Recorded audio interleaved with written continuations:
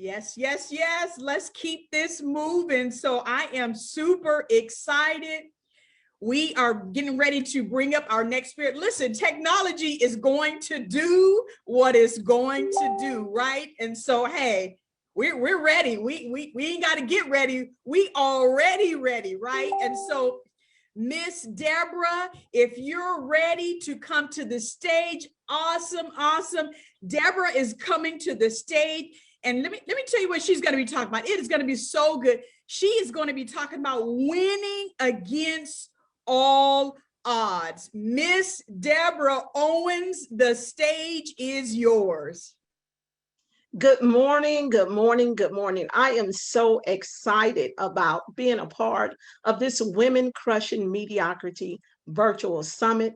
If you tuned in to yesterday's event, I am sure you are still filled just as I am. I tell you, every lady that took to the stage on yesterday, they showed up and they truly crushed it. When I tell you they crushed it, I mean it. And I won't even begin to start talking about how amazing Dr. Cheryl Wood is. I'm just so grateful to you, Dr. Cheryl, for being obedient to God. I am grateful to God for the work that you are doing here in the earth, allowing ladies to share our stories here on these platforms. I tell you, you're just amazing. But you know what? I'm going to go ahead and set this train in motion because I only have a short time to talk with you all this morning. And I'm going to be talking to you about winning against the odds. I'm going to start by asking you a question. What does winning mean to you? What does winning mean to you? You know, we've all faced odds throughout our lives at some point in time, and the odds may be different and they may be similar, but we've all faced them. You know, when I think about the COVID-19 pandemic, millions of people are up against challenges today due to the COVID-19 pandemic. People have lost jobs by the millions. People have lost loved ones to the coronavirus itself. Businesses have had to close their doors and are still closing their doors. People are homeschooling their children now in these virtual learning environments. Employees are having to balance work and life on a grander scale because now we are teleworking from home to the max. And those are just a few examples of some of the odds and challenges that we are facing due to the COVID-19 pandemic. But guess what? There were odds existing that predate the COVID-19 pandemic. And we all know what some of those are. Perhaps you were born on the wrong side of the tracks. Or maybe you struggle financially in life, trying to make ends meet, working your fingers to the bone, trying to stretch your paycheck or living from paycheck to paycheck. Or maybe you were raised in foster care and you never knew your biological parents, your mother or your father. Maybe you dealt with a chronic illness in your body that drained all of your energy. Or maybe you faced divorce. And I know personally what that feels like. Regardless of what your challenge has been or what odds were against you, what I want you to know today is that you can still win against the odds. You can still win against the odds. You're not in this alone. We all face challenges. We all face challenges at different points in time throughout our life. I want you to think about someone who you may know that the odds were stacked high against, but that person is still winning in life. Maybe you know someone like that personally, or maybe you know someone, or maybe you know of someone you've read about who is winning in spite of the odds. Have you thought about how is that person winning when the odds were stacked against them? Because you know, they say when the odds are stacked against you, it is unlikely that you will win or succeed. But that's what they say. That doesn't have to be your reality. As I said, I know all too well about divorce. I believe one of the speakers from yesterday spoke on crushing divorce twice. That's my story as well. I remember the day just like it was yesterday as I sat in the courtroom looking up at the judge on the stand as he read over these documents, preparing to make a decision about my life. The judge was preparing to make a decision about something that was sacred to me. I sat there in the chair and I wondered to myself, how did I end up here again for a second time? Yes, twice divorced. I was fearful, I was ashamed, I was afraid, and I was confused. And I remember asking God, why is this happening to me? Because I had just rededicated my life to Christ and I was on fire for the Lord. So I could not imagine that I was going to face divorce for a second time. And at that point, I could have decided that, you know what, I'm not going to even try to win anymore. I could have received that second divorce as a life label to quit. I could have thrown in the towel at that point. But guess what? I didn't, because I am a winner. You see, I was born to win, and the winner in me would not let me quit. So what I decided to do, I decided to find my way back. I decided that I was going to put in the work that was necessary to recover from that divorce. So I rolled up my sleeves, I pulled up my big girl pants, and I marched forward. Now, it didn't happen overnight.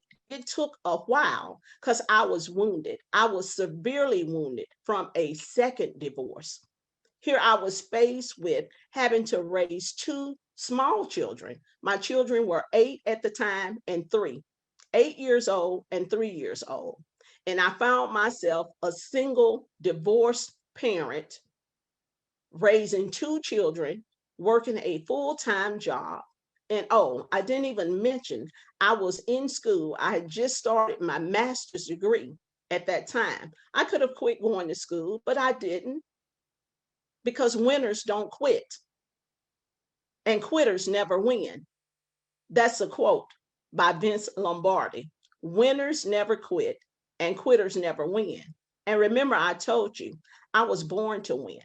So quitting is not in my DNA. I decided to put in the work, and that's exactly what I did. So if you know someone who is winning against the odds, and you've thought to yourself whether or not that person has a strategy or a formula for winning, more than likely they do, because I do as well. And I'm going to share these 3 keys with you that I have applied to my life over the years to keep winning. The first key, first, you must believe that you can win. Everything starts with you believing. You must believe that you can win. If you don't believe that you can win, more than likely you will not win. So that's the first key. Believe that you can win. The next key is be willing to put in the work that is required to win. You're not going to win just because you want to. If that were the case, I would have everything that I want. The Bible tells us that faith without works is dead. You can't have a win without the work. And the work is by far not easy. It's a challenge, but that's okay, because winners take challenges head on. And furthermore, if there's no challenge, then you don't value the outcome. The third key, don't quit. You can't quit if you want to win. How can you win if you quit? Remember the quote, winners don't quit and quitters don't win. And why start if you're not going to finish? Those 3 keys have helped me to journey throughout my life as a winner. I was born to win, and I want you to know that you can win too, in spite of the odds. I also want to point out to you that winning looks different for different people. What is a win to me or for me may not look the same for you. A win for me, or winning for me, has been to crush divorce and go on to raise two productive adults. My children are adults now, and they are productive. Winning for me meant finishing my master's degree that I started, and years later, I would go on to earn my PhD. Winning for me is maximizing the gifts that God has given me, maximizing my talents, maximizing my potential. And I'm not where I will eventually be, but I'm definitely not where I used to be. And every day I'm putting forth a conscious effort to be a better version of myself than the day before. So I'll return to the question that I asked you early on or at the start. What does winning look like for you? I know I'm talking to the winner in you. And in closing, I challenge you with this. I challenge you to allow the winner in you to come forth and win against the odds. We can all win.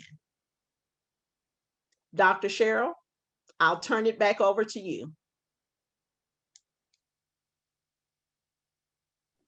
That was so powerful. Orleona Carter. Thank you so much, Dr. Owens. That was amazing. Listen, you can't win without the work. So you mean I want to win, but I actually have to do some work? That was amazing. So make sure you connect with Dr. Owens over there on Facebook, and, drop the nuggets, under her post that we posted in Facebook. So thank you so much, Dr. Owens. Amazing, amazing.